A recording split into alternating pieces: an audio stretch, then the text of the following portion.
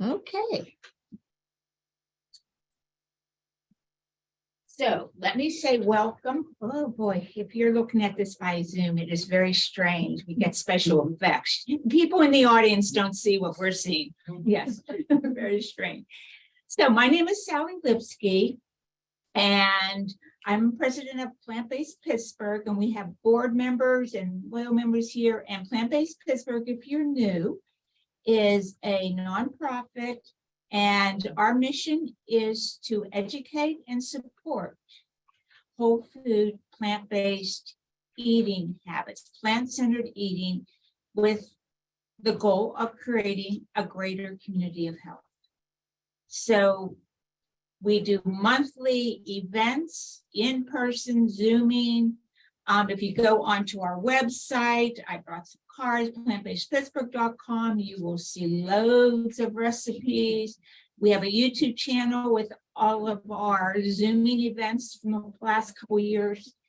And if you have any questions, go on to Plant-Based Pittsburgh and push the contact message, and I will try to answer them. So I am thrilled. I met Luke at the local farmers market, and I told so many people, this is Luke Mitchell here. Come on in, come into the main screen, okay? I've never had mushrooms as delicious. It's like it was like opened my world to mushrooms, the taste of fresh gourmet. And I don't know what half of these mushrooms are, which is why I invited him, so that he can tell us about mushrooms. He can explain what he suggests. We can ask questions. And as I said, if those of you that are popping up on the Zoom and realize the screen is, you can't see the PowerPoint, don't worry, because I'll send you the PDF, the PowerPoint tomorrow. You get the recording and everything else that goes with it. So with no further ado, and also if you have online, if you have a question during Luke that you can always write it in the chat, and I will keep an eye on the chat. So I'm turning this over to Luke Mitchell. It's all yours. Hi. So my name is Luke Mitchell. I run Mitchell's Mushroom Farm. It's here in Murraysville. It's on the northern end, like right next to Apollo. So it's like 8 minutes from here. I've been doing that. I started that in 2021. So it's been almost 2 years, 2 full years that I've been doing that. So today for the presentation, we're just going to go through a bunch of different types of mushrooms, like the ones that I grow on my farm. Not all of them are here today. Like some of them are summer mushrooms or different times of the year, but we're just going to go through pretty much each of them and talk a little bit about them. And then at the end, go through some different like cooking tips as far as like sauteing them, roasting them, drying them, all that sort of stuff. And then if at any time during the presentation anybody has questions, I'm happy to answer them. And then if we have extra time, we can talk, if you guys are interested, about more of like the growing process or the farming process itself. Or if you want to do that more, just direct me. I'm willing to talk about whatever. So let me know what you guys are interested in, and we'll go from there. And then I also have a few, these are the small little mushrooms that I have here today. So I'll be passing those around so you guys can gently handle them and just to kind of get a feel for what their texture is and all that sort of stuff. Any opening questions before we get into it, or any comments? Okay, well, let's dig in. So the first mushroom we're going to talk about is lion's mane. This is in the family of tooth funguses. So they're called that because instead of the traditional gills that a mushroom has, like a good example is these blue oysters. Normally, they use these gills underneath to propagate the spores over there. But with tooth fungi, they come out of a little fuzz, a little fur on them, which are called teeth in this case. So this one's lion's mane. It has sort of a texture almost like a chicken or a seafood kind of substitute. It holds its shape real well. So a common way to prepare it would be like cutting it in slices and doing like little miniature mushroom steaks almost. It is especially well known because it has been shown to have a lot of benefits for your cognition. It can slow the progression of dementia, and Alzheimer's, and things like that. It Need a bunch. yeah. Yeah, so it actually helps your brain build new neural pathways. So that is, led to it being used a lot for like supplements and things like that. Yes. Just quickly, since it had that fuzz on it, how would you know whether it's a mold or some kind of fungus is growing on the fungus? It's if it's a mold, it would be like discolored, so there'd be some sort of like greenish kind of a thing. Like once you've seen it, we can pass this around. It's pretty tough to mistake it. Like, it would definitely be like a foreign. It would look very different than the teeth, and it would probably be not over the whole mushroom itself, but just like a spot on it. So that's the lion's mane. A very similar one is called bear's head. It's in the same family of lion's mane, so they're both hericiums. This one is a little bit softer, and whenever it cooks down, it cooks to be almost like a creamy kind of texture, like a smooth, creamy texture. And it doesn't hold its shape as well, so it would be better in like as an ingredient in a dish, or you'd have to eat it with a spoon if you sauteed it, as opposed to being able to eat it with a knife and fork. So just as I'll hold these up here. So this is the lion's mane here, and then this is the bear's head here. So they're this one's a lot lighter than. Can I just show the studio audience the Yes. bear's head, Oh, yeah. because, So here's the lion's mane, yes, and then here's the bear's head. yeah, they do look very similar. Okay. Yeah, like a cauliflower, that's right. So if you were going to slice it like a steak, how thick would you want to make the slices? About the thickness of like a pinky. To some extent, it depends on what you wanted to do with it. Like you could cut it thicker, you have to cook it longer. But that was your culinary goal, to have like thicker steaks. You could cut it thicker. If you did it thinner, you could almost make like mushroom chips.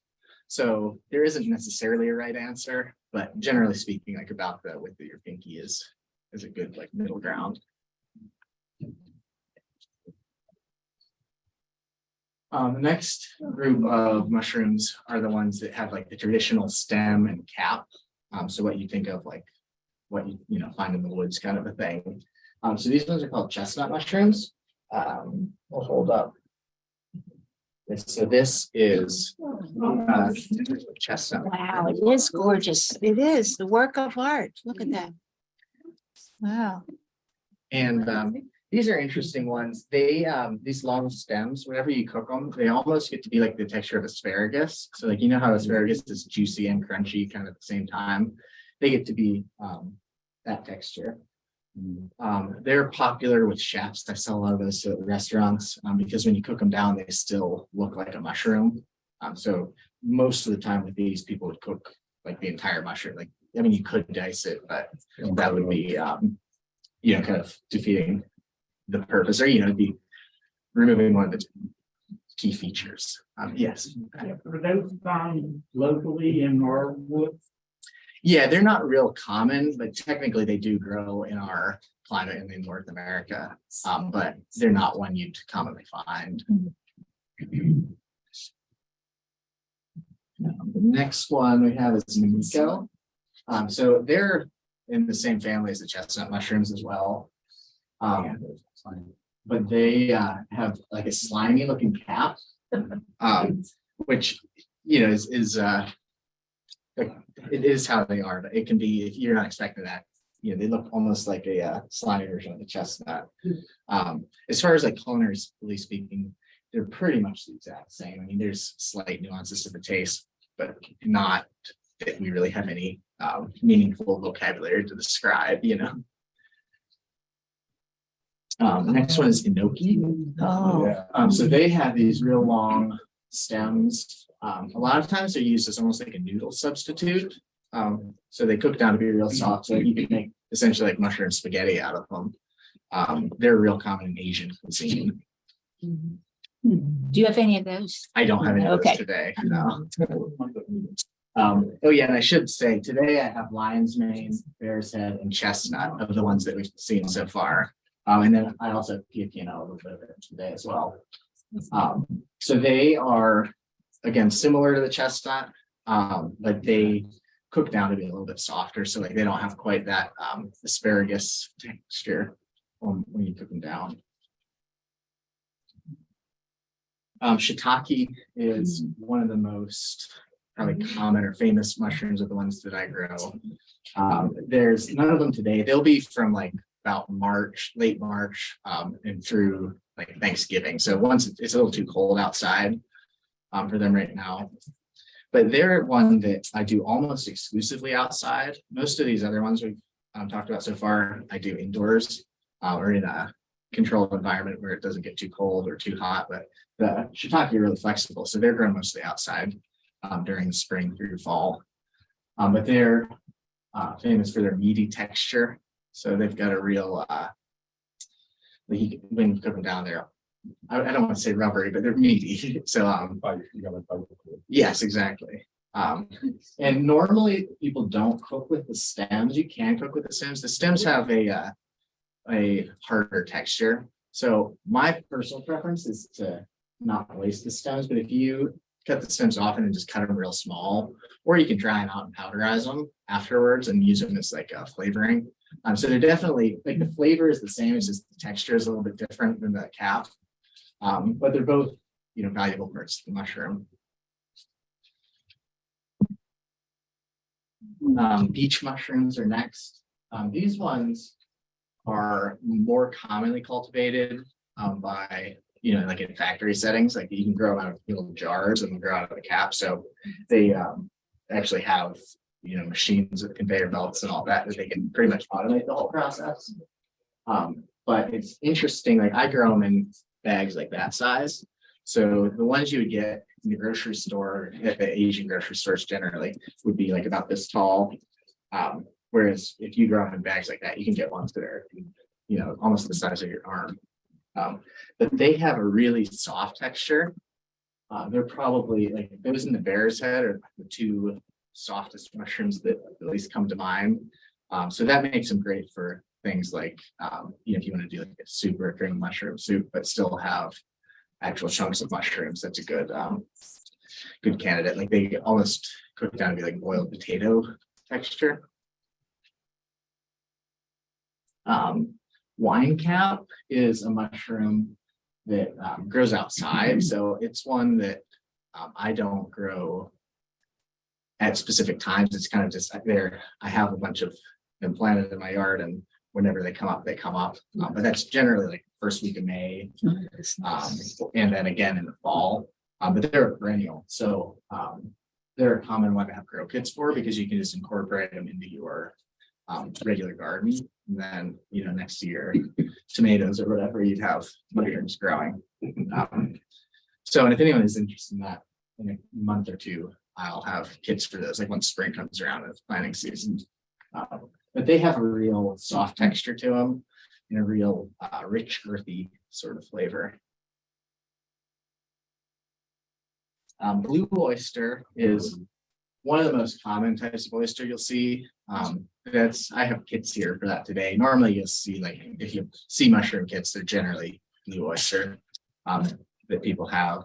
That's because they tolerate a wide range of conditions. Like you can grow them in the 40s, like Fahrenheit temperature. So they're definitely a winter mushroom in that sense, one of the most durable, but they can also tolerate like in the 70s as far as temperature. So you see them cultivated, probably of all the oysters, they're the most common. I have a lot of those today. They are right here, that's them.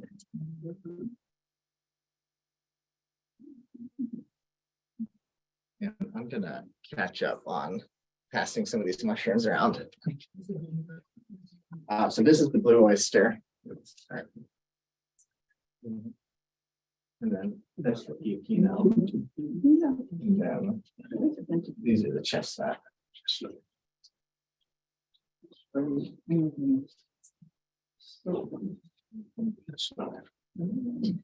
you say you're growing them inside, you grow them in a greenhouse?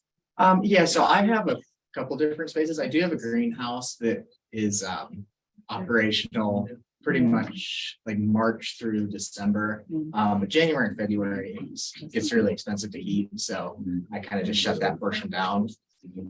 But most of them grow in an area. I took a quarter of my garage and built a room that I have grow lights in. And then you have to keep them in a humid environment. So the humidity has to be above 80%, and they have to have good airflow. So I do them basically like on shelves. So there'll be like those bags there, and I'll have shelves with maybe like 20 of them on a shelf. So I can probably fit about 80 of those bags in a 7x13 room. You said you had grow lights. You need grow lights for the mushroom? They need a little bit of light. Like they don't photosynthesize like plants, so they don't have to have that much, but they do need some semblance of like a day and a night.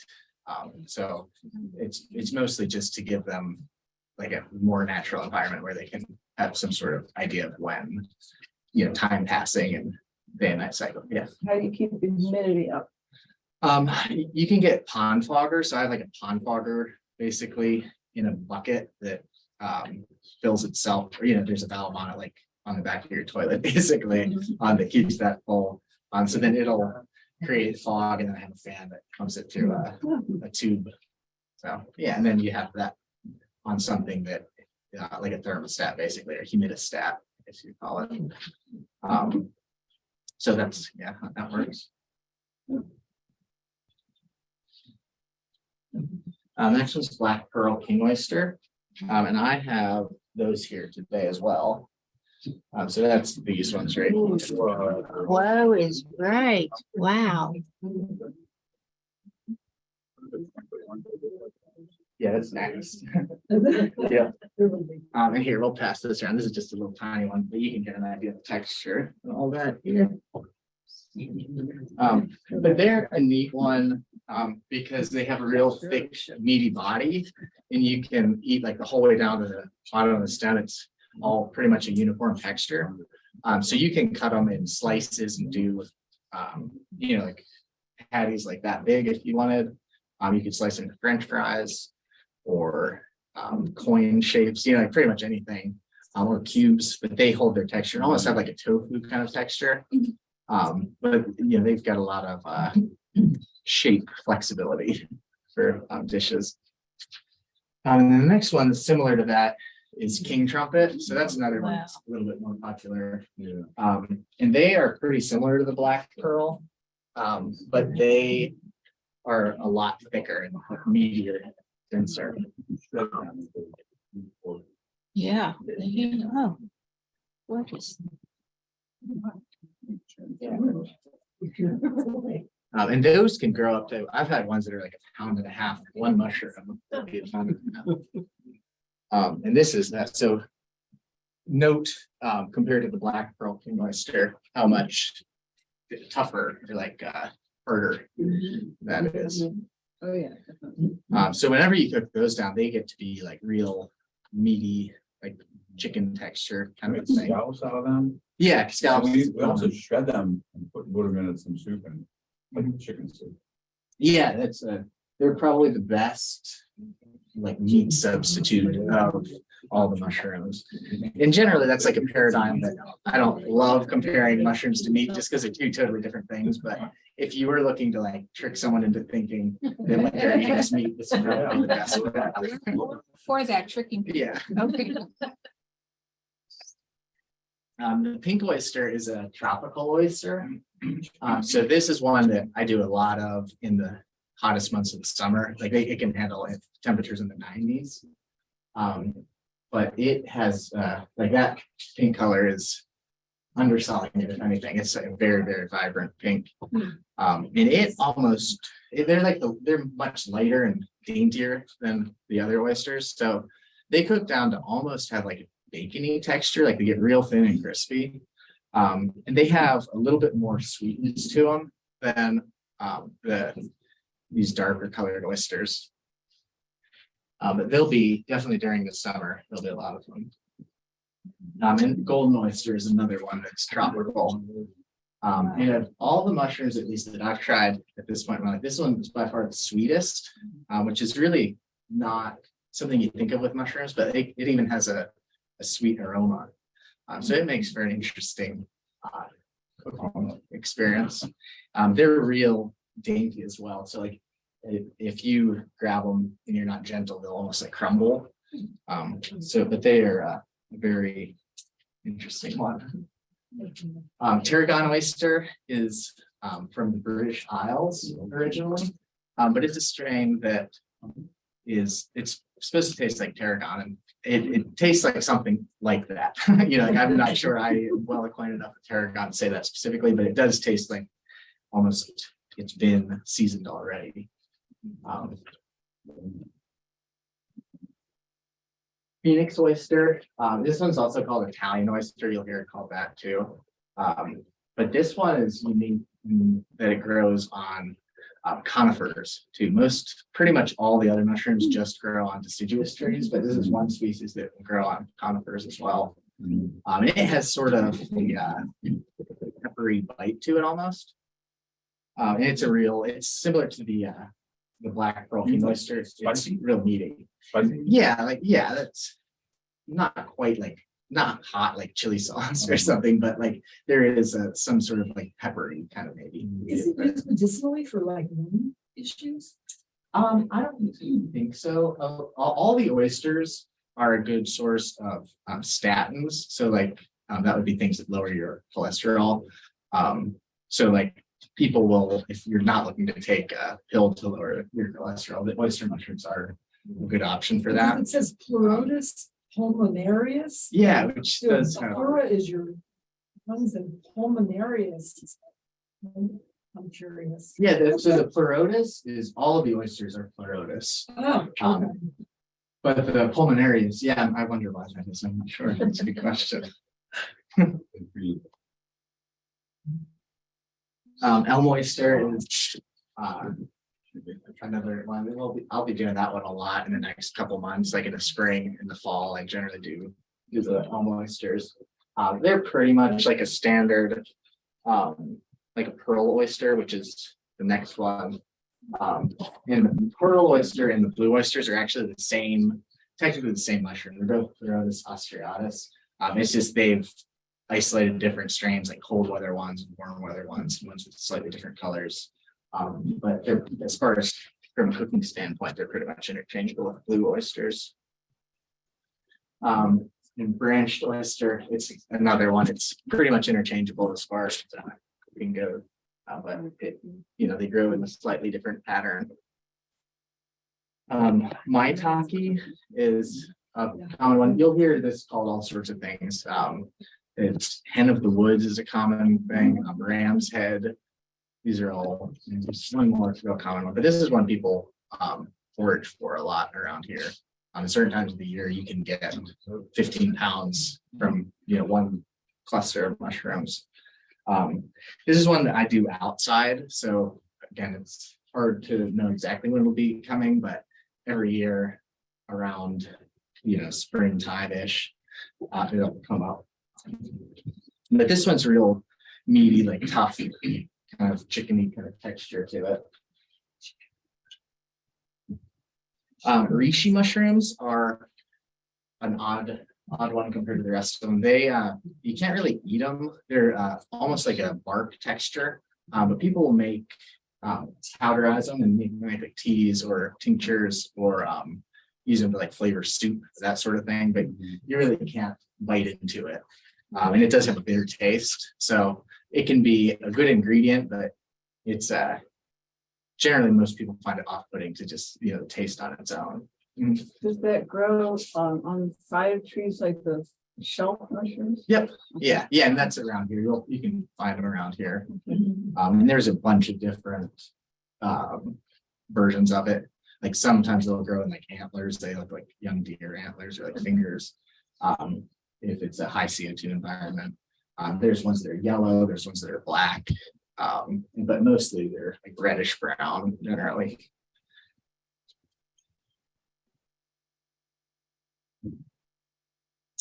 Turkey tail is another one that's considered a medicinal mushroom, and it's really common around here. Like I'm sure that if you went for a walk in the woods, you would see some if you looked hard enough.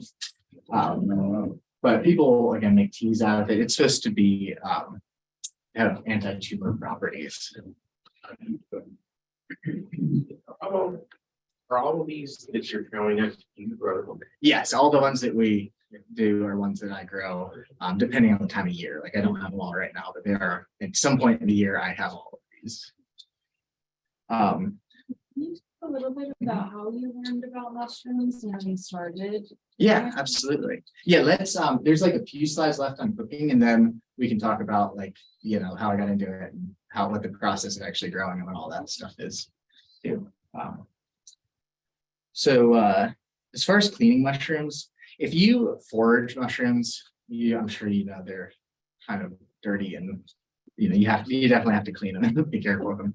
But for the most part, I grow them straight out of these bags in a enclosed environment. So generally you don't really have to clean them at all. But if you do have to clean them, definitely don't do it until you're ready about to cook with them. And then I'll normally just take like the sprayer attachment on the hose and the sink and spray off anything that you might see. You can also just use a brush and brush it off depending on the needs. But again, the ones that I sell, generally you don't have to. I mean, you know, use your own judgment, but there isn't anything particularly on them. For storing them, definitely keep them in the fridge. They like to have like breathability. So like if you keep them in a bag like this, that's perfect. But if you do, like, don't put them in a Ziploc and shut the Ziploc. A lot of times I'll put them in a Ziploc in the fridge, but just keep the top open. But they want to be able to breathe, but it's good if you can kind of keep the humidity in too. Or like a box like this, you could put this whole box in the fridge and that would be fine as well.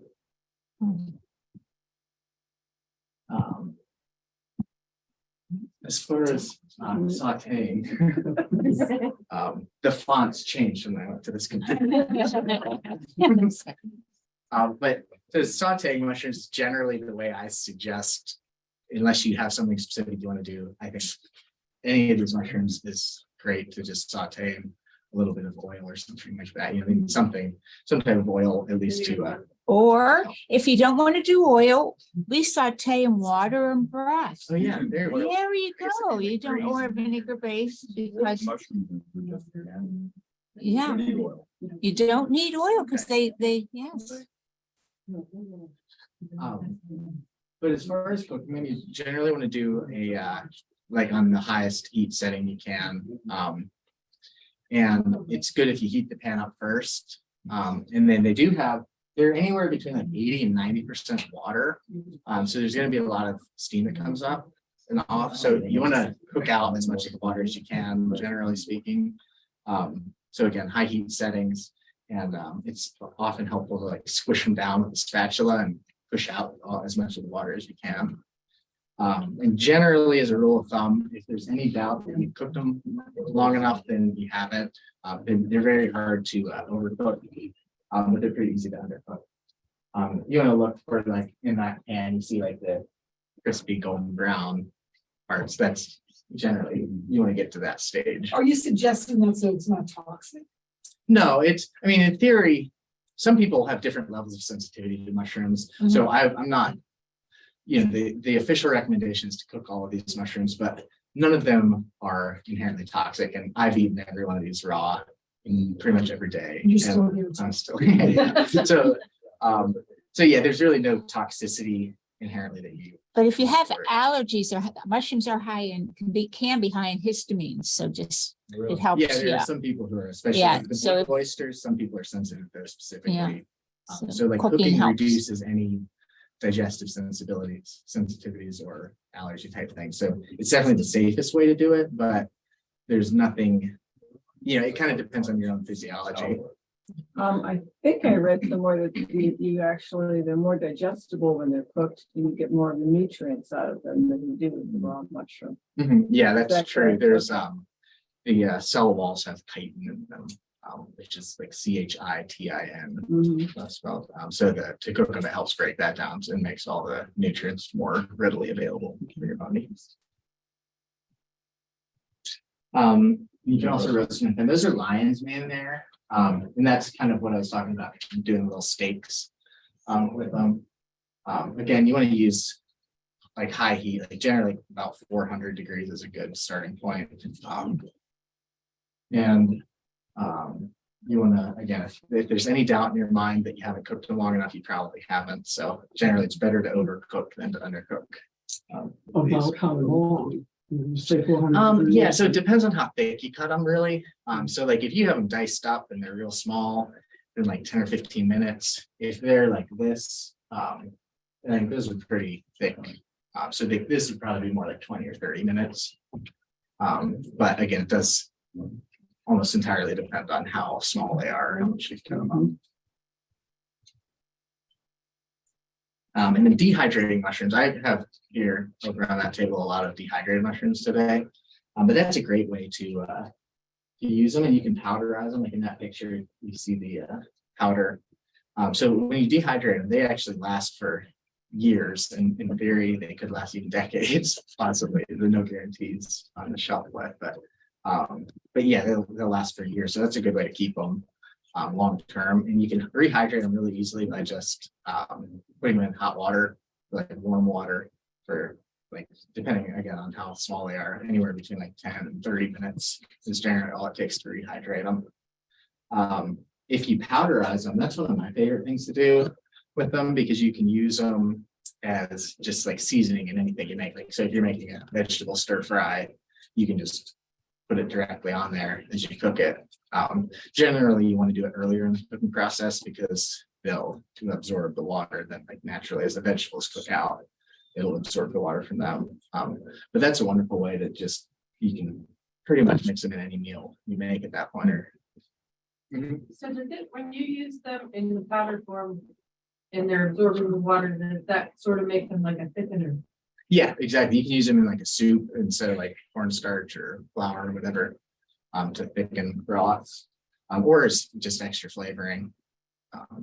So yeah, they definitely help. How do you powderize them? In a blender, like once they're dried up, just put them in a blender and Just turn it on. dry? Yeah, and make sure if you do that, give them like, blend them and then give them like a couple minutes to all the dust to settle. Otherwise, if you take it off, you're breathing in mushrooms. But yeah, that's all you have to do with that. As far as seasonings, general rule of thumb with salt is to, if you're going to use salt, to do it at the end, because it lowers the boiling temperature of water. So you're more likely to get like rubbery kind of mushrooms if you use it at the beginning, because it will basically be like steaming the mushrooms as opposed to like cooking them. So that's a tip with salt. And as far as like what you can put on them, I think that just like experimenting is a great thing to do. Just putting mushrooms in a pan, trying different combinations. I like soy sauce is always great. Or I like making them spicy sometimes. You can put like chili powder, that sort of thing in, or teriyaki sauce, these sorts of things. But also just straightforward like Italian blend or rosemary or things like that. Make great additions to it. I think garlic is one of the best seasonings. Like you can pretty much anytime I put the mushrooms, the first thing I put in is garlic with them. And so that's a strong recommendation. So yeah, and that's the end of the PowerPoint. So to answer your question or to get more into that, I initially got into this. I'm from like between Johnstown, Somerset, that area. So like out in the country, and we grew up canning our own tomatoes and that sort of thing. So I've always been like into the outdoors and all that. But then I moved to Pittsburgh in 2016 to actually become a nurse. That's was my career before this. But whenever I lived in Pittsburgh, I still wanted to like garden and things like that. But I lived in the city, so there wasn't like, I didn't have land and I was renting, and like there's not much you can do with that. So I got into mushrooms just kind of as a way to keep doing stuff like that, but I could do it in a closet in a 1-bedroom apartment kind of a thing. And then over the years, that hobby got to the point where I realized if I wanted to keep, doing it at this scale, I had to justify it somehow by having a business. And that's been great. I've liked being able to pretty much just have a hobby be almost my full-time job, or it is my full-time job at this point. So, yeah, as far as the growing process itself, these, so this is a blue oyster mushroom pit. What's in here is sawdust and soy hulls. So like the shell of a soybean. But I buy those by the pallet and combine them. So it's 50% sawdust, 50% soy hulls, and then water. So I put all those in the bag and then I'll pasteurize them for about 4 to 8 hours. They have to be at least 140 degrees for at least 4 hours. So generally I do like 160 degrees for about 8 hours. So I pasteurize them. So I have a big like plastic bin thing. So I'll put them in that and then put a lid on tight and strap that on. And then I have basically like a boiler that pumps steam into that. So it takes like, one cycle, it probably takes 16 hours to heat it up. And then I keep it there for 8 hours. So it's almost like a 24-hour process. But I can do like about 80 or 100 of these bags in one load. So I just do one load a week pretty much. And that's to kill any bacterias or molds or other things that you don't want to put in your inoculation medium. Exactly. So like we're basically creating the perfect environment to grow fungi, which includes mold. So if you want to grow the fungi that you want to grow and not just a bag of mold, you have to kill most of it. So if you can sterilize it, and that would be like if I got it above 200 degrees, or a lot of that I'll do like in a pressure cooker for the smaller cultures. But they actually do better if you just pasteurize it. Like they form a mutually beneficial relationship with some of the potential microorganisms in there. So generally pasteurizing actually gets you better yields than if you sterilized it.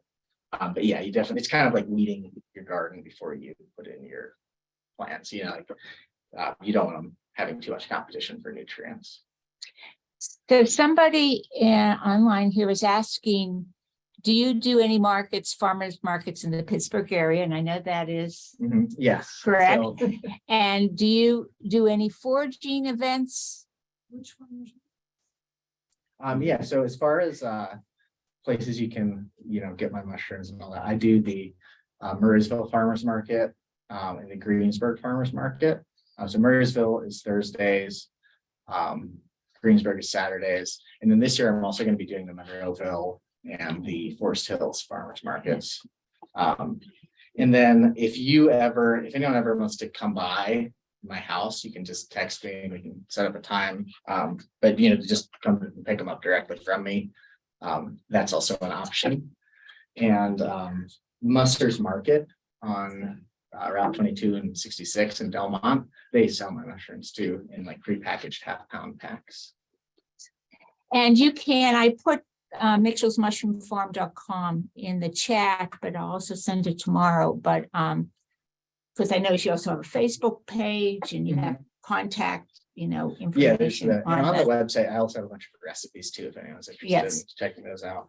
And as far as events, the foraging events, I don't really think of myself as much of a forager. I mean, that's sort of like obviously there's a lot of overlap, but generally there are people who know a lot more about foraging than I do.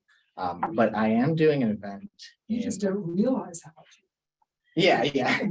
Well, I'm probably like in the top 1% of my college is just of people on the street, but then I know enough to know that there are people who know way more than me. But I do have an event in April.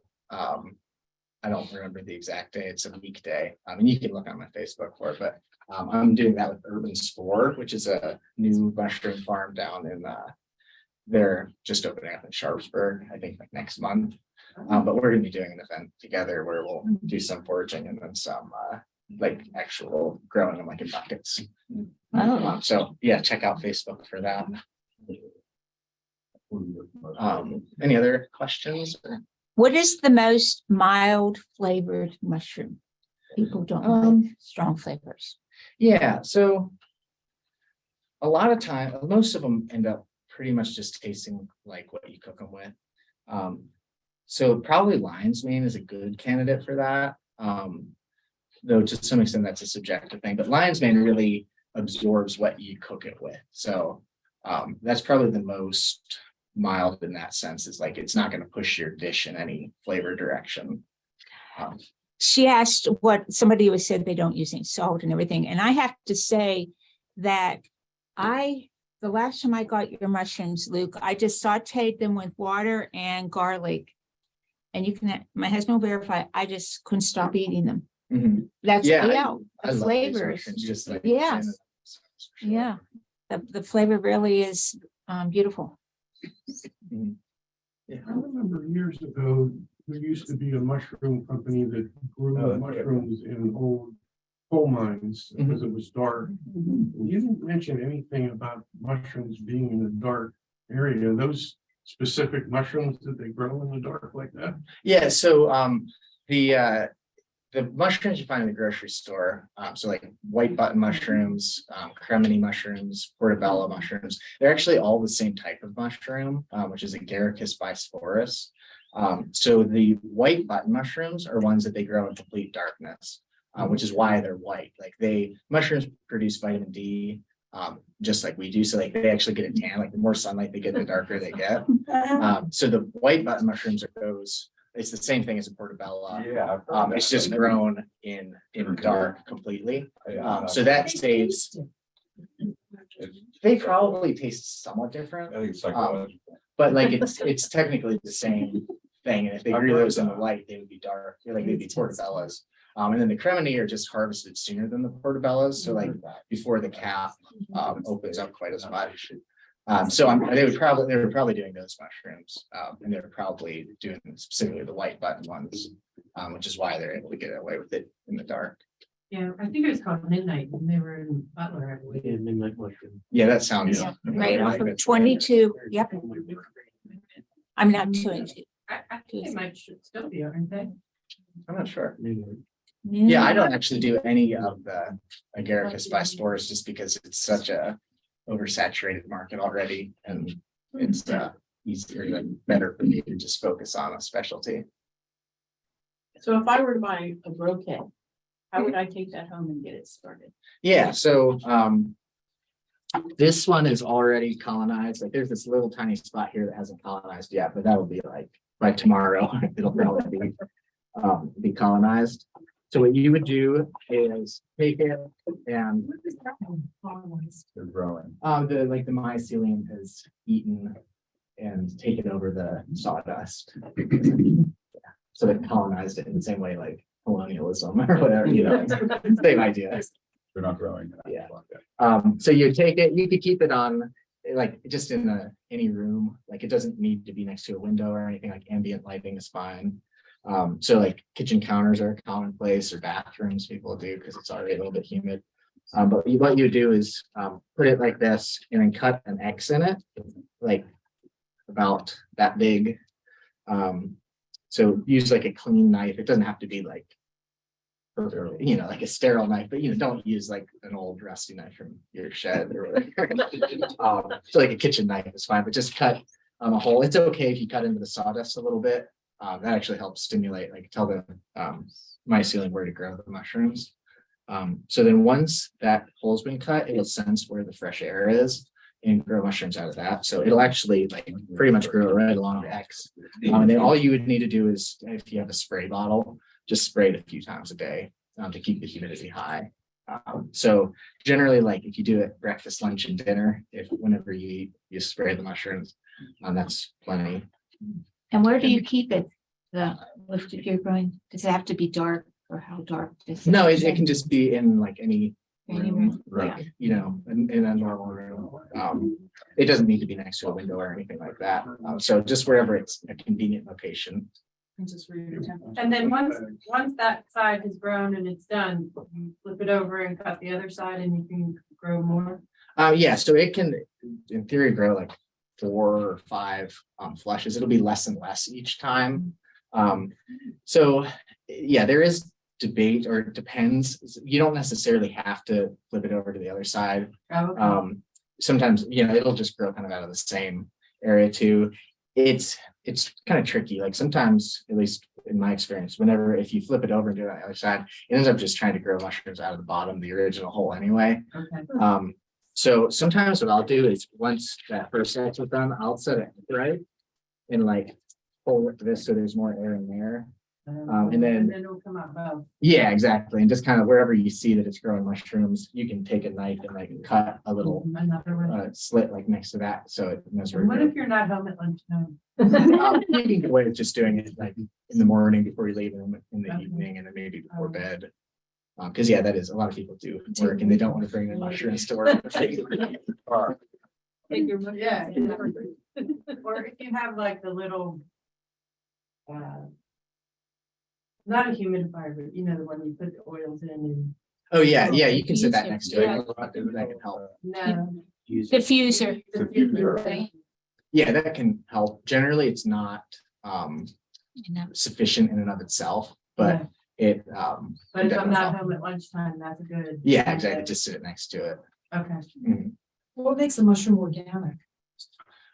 So that's kind of a contentious issue with the mushroom world. So technically, I'm not certified organic.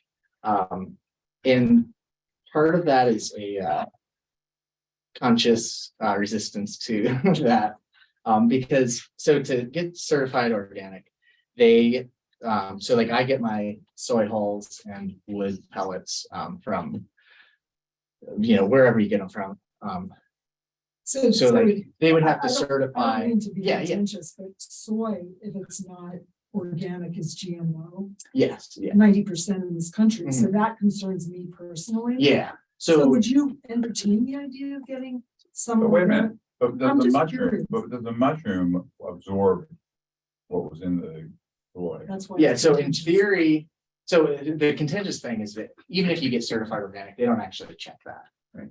Is what That's I'm saying. contentious. So So you have to they'll worry check about- the pelletizing process itself, but they don't check where the actual plant comes from. Yeah. So it's really, I There's no think, guarantee it's misleading more to say expensive. that, you know what I mean? Like, Yeah. so you can be technically certified organic, but it doesn't mean, So you could be a Anything. truly certified organic if we could twist your arm. so, yeah, I mean, being certified organic has nothing to do with whether you're actually organic, Yeah. basically. Right, that's what it's. Yeah, so you could be organic but not be certified, or you could be Right, I certified see. but not be Yeah, organic. okay. It's more of just like a yeah, Marketing. yes, exactly, marketing. It's all marketing. Yeah, so I don't know, does that answer? your Yeah, question? yeah, right. That's Clear as can informative. be. But Thank you. in theory, it shouldn't, I mean, like pesticides would be an issue, or like heavy metals or things like that. But if it's something like a GMO crop, in theory, they would be breaking down all these, all the proteins and from the plant, like that, it is what it is. So, in theory, it shouldn't be an issue. Oh, that's but a theory. Again, yeah, it's hard to know, but you're probably better off eating mushrooms that were grown on GMO soy than you'd be eating GMO soy directly. Yeah. At least, but yeah, that's definitely Does everyone like mushrooms? no, it's Why is it? It seems like mushrooms, I love mushrooms, but it seems like that's a popular thing not to like. yeah, I think that like, There's texture or there's something about. I think that it's like the term mushroom has kind of been hijacked by Agaricus bisporus mushrooms. So like a lot of people don't even know that there are this many other mushrooms you can Right. eat. So, Mm. like anytime you thought of vegetables, you thought of an onion, you might not like vegetables. So I think that's kind of a big issue. I think a lot of it's cultural too, like in Europe, they're much more popular. Asia. and common. Yeah, exactly. So a lot of it just is a weird cultural thing I think we have, but it does seem to be changing. Like last 5 years or so, there's been a huge increase in interest. in this. Popularity, yeah. Yeah. Talk about magic mushrooms. Yeah. So that's something that is, that, technically speaking, this, my business isn't at all associated with them, and, that's not something we do. We'll see how, like, they are probably gonna become legal. I mean, they are already in some states, but it seems to be something that shows a lot of promise for mental health. It's especially, could be, important, because it's not something that like you have to take on a daily basis. Like the studies that they've done so far are, a lot of them, it's like every 3 months or something, that you have to be taking. And people do report like a increase in life satisfaction perspective, for a few months after at least. They've been tried a lot for terminal cancer patients, and it seems to have benefits in helping to people like contextualize death and like their place in the universe, if you will. So I mean, it seems to be a very promising thing. It's hard to know how it will be implemented, because it seems like it's going to have to go through the route of like pharmaceuticals, but that seems to be, yes, kind of antithetical or the worst way that could come about. I was actually, a friend of mine is a little bit involved in it, and there's a place in Franklin, near Franklin, PA. And you're allowed to grow them and you're allowed to sell them, but under the FDA rules, you cannot say that they're edible. Yeah, so currently, like you So can, they say they sell tinctures and stuff, but it's supposed to only be for like External. external. However, if you go online and do your research and know what you're getting, that's what you get. And then, but they are sold. I mean, they are grown here and sold here. Legal? it's legal to, the spores are, you can sell and buy those for research purposes. And that's a completely legal thing. But as soon as you like grew those out into a culture, yeah, it's whenever it would become technically illegal. But it is kind of one of those weird things where like it's illegal. It's legal to have the spores, but it's illegal to do anything with them. So it's kind of like this weird legal gray area. But yeah, so they're actually, you can get the spores really easily. And it is technically legal as long as you're doing it for research purposes. Do mushrooms cross, like, they don't, like, Yeah. they cross their mycelium and then you grow Hybrid mushroom. a different genus or species? So yeah, to some extent.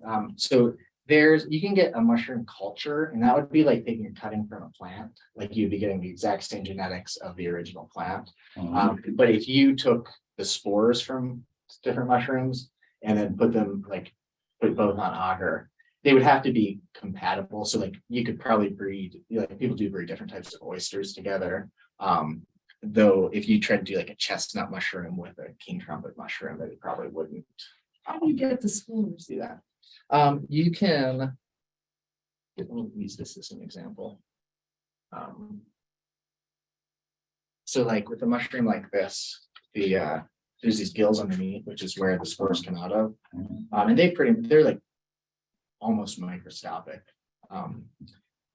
So how people collect them is if you put down like a piece of aluminum foil, and I did a bad job here, but you want to carefully take the stem off. And then if you had the aluminum foil here, you could sit it on there, and then fold it back over the top, and then just leave it like overnight or for several hours. And then when you came back, there'd be like a little spore print underneath it. So like you want to do that in as clean or sterile of an environment as you could.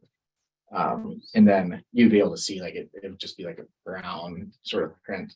So then you can take like a little tweezer, like a little metal implement, and like scrape up a little bit and then put it on a petri dish and grow them out that way. Not into a log. You would want to do a culture into a log. If you did the spores directly, it'd be like kind of like planting seeds in a weedy field, like the other stuff would just outcompete it. So like you'd really need to give it a good head start. Yeah. So about like the culture, what's the difference between like the petri dish culture and like the liquid culture? Is there like a? Yeah, it's the exact same thing. And I'll use both of them. I meant to bring this today and I forgot, to be honest, but the petri dish cultures, I do those in like little Jello shot cups. But it's basically just like Jello.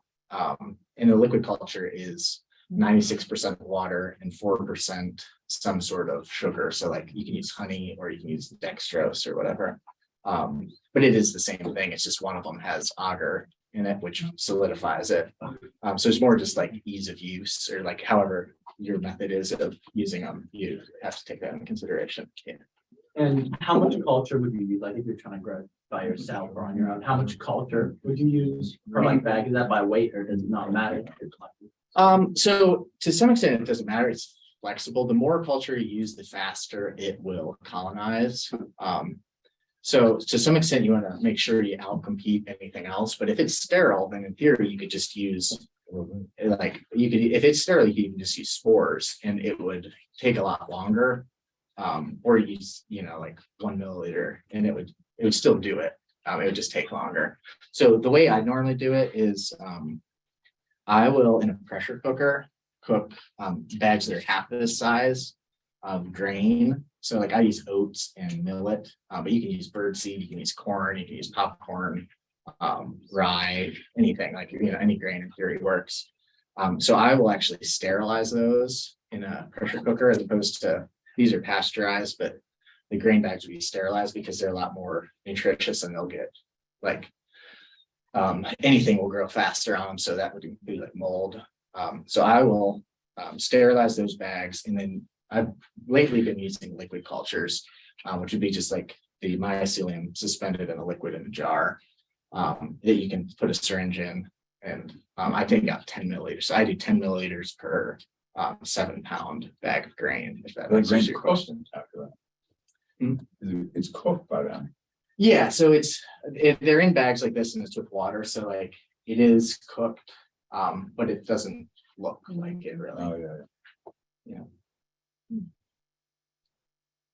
Yeah. What is the nutritional value of the mushroom?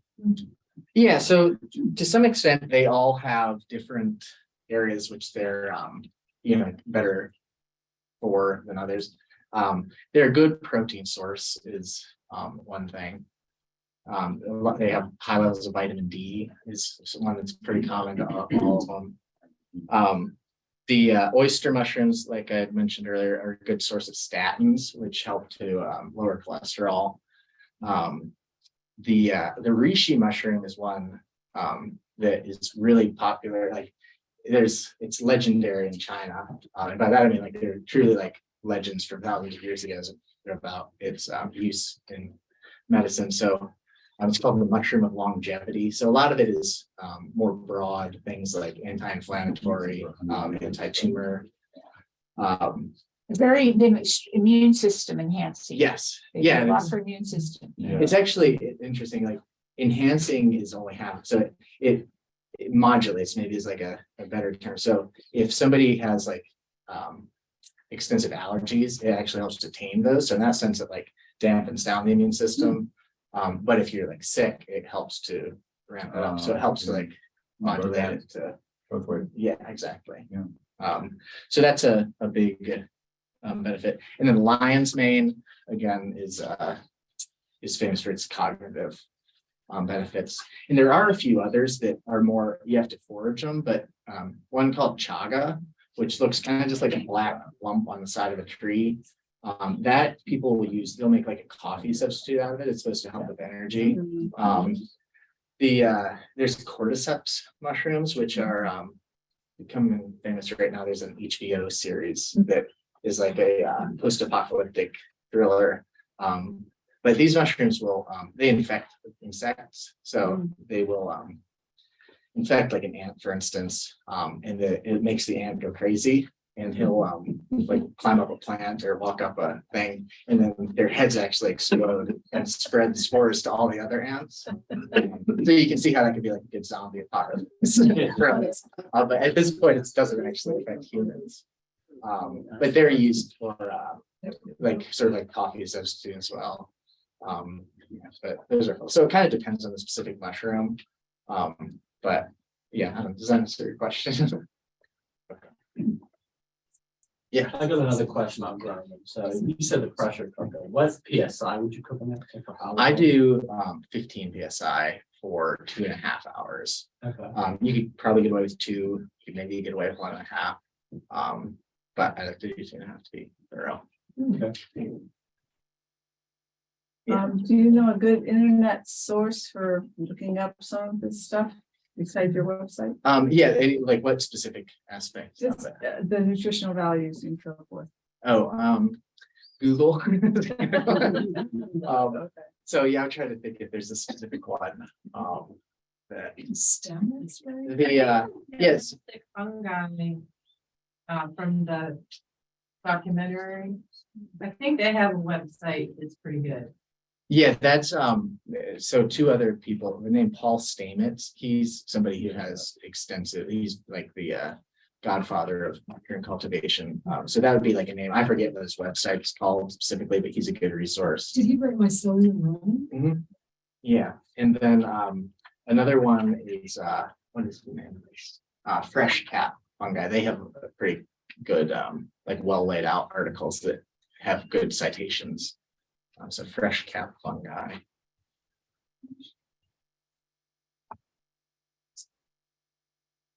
Thank you. Yeah.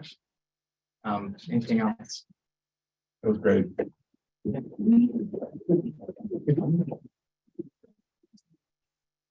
So for the dried mushrooms, can you just eat them dried or you have to cook them? You can eat them dried. Like the shiitake ones are pretty good dried. Not maybe not completely dry. Or like, I'm Like almost a mushroom jerky, there's some commercially available packaged mushroom jerky that's really good. Yeah, so the mushroom jerky, they would like soak them or like season them somehow before drying them and then dry them. So I mean, you can eat them dry.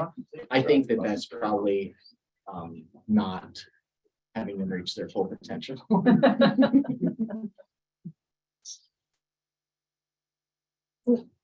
Well, I want to thank Luke. It was fascinating. You said fascinating world of fungi, and it was fascinating. And those who are online and people in the audience here, will put this presentation on YouTube, and I will send you, as long as I have your email, I will send everyone the link and recipes and photos. And in the meantime, in person, let's show Luke some love. These are fantastic, as I said. A Valentine's Day, there's nothing better for Valentine. It's really better than your milk chocolate. Get some mushrooms, chocolate covered mushrooms, not bad idea. Okay, thank you. And I'm going to stop the recording.